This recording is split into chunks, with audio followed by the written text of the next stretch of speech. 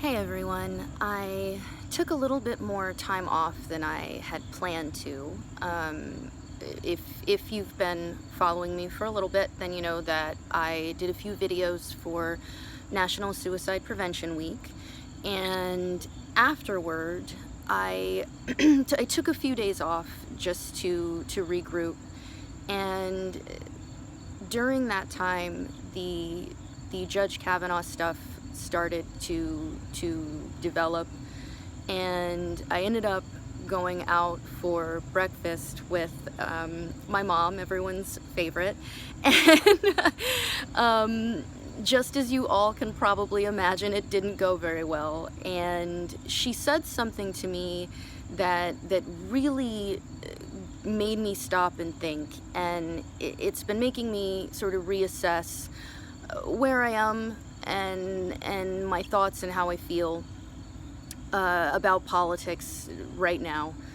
And it stemmed from us talking about Dr. Ford's allegations. At the time, she had not yet testified, and I mentioned that I had some questions about her version of events and that I was going to give Judge Kavanaugh the benefit of the doubt, which I still give Judge Kavanaugh the benefit of the doubt. That prompted her to spit back at me that I was no longer the daughter that she'd raised. And initially, it made me stop. It hurt my feelings, and there was almost a part of me that kind of wanted to just get up and walk out, but I didn't want to be that person, and I didn't want to prove her right. So I just took a moment and recollected my thoughts and tried again to explain. But I think that this whole Kavanaugh situation is something that's really complicated for people who have survived sexual assault, especially people who were very young when the assault took place. It's just been a complete mess. And what's really struck me, and after a few days, thinking about it a little more, I thought, well, I guess I'm thinking, like, if you think that the daughter you raised is someone who believes that people are guilty before they're proven innocent, then I guess I'm not the daughter that you raised. But I just find this suspension of the benefit of the doubt is really troubling, and it's gross at times.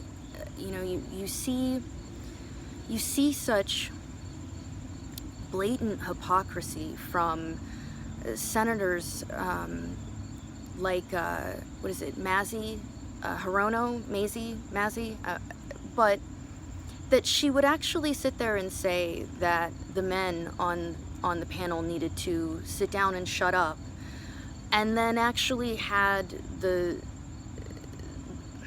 complete gall to then, like, a few days later, try to imply that they're cowards because they had a female prosecutor come and do the questioning for them. What were they supposed to do? How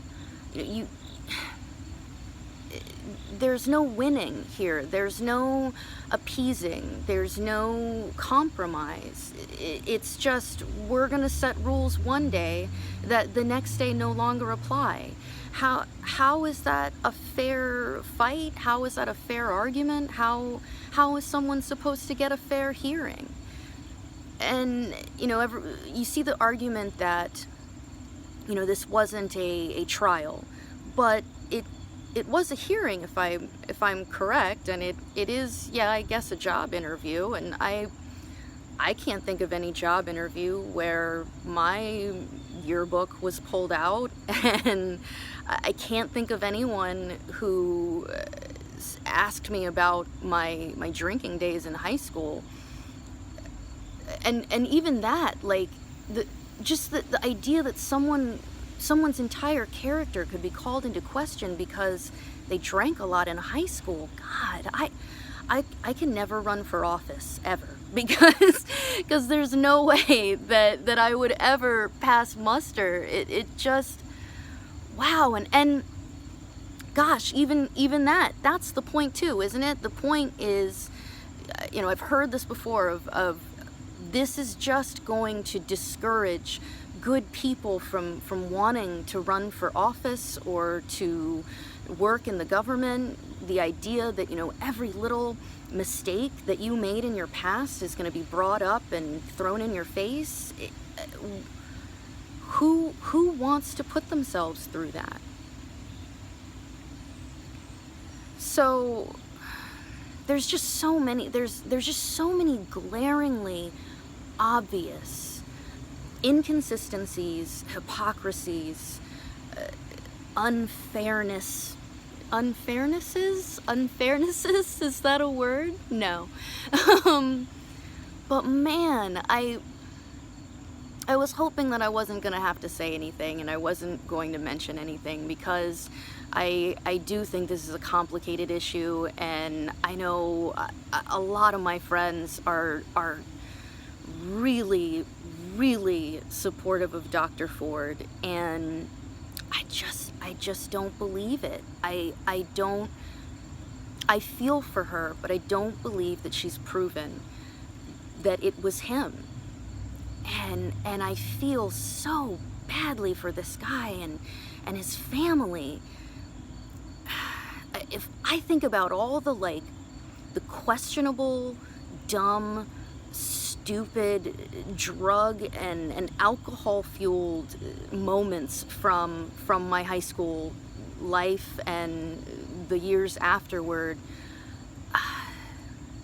and I can think of a lot of things my friends have done as well, that if they came out, they would feel like it was unfair to judge them for something like this. And I just don't understand why there is this giant collective suspension of these things in order to persecute and condemn this guy who's, from what I can see, his crime is that he might have been a beer drinking bro in high school.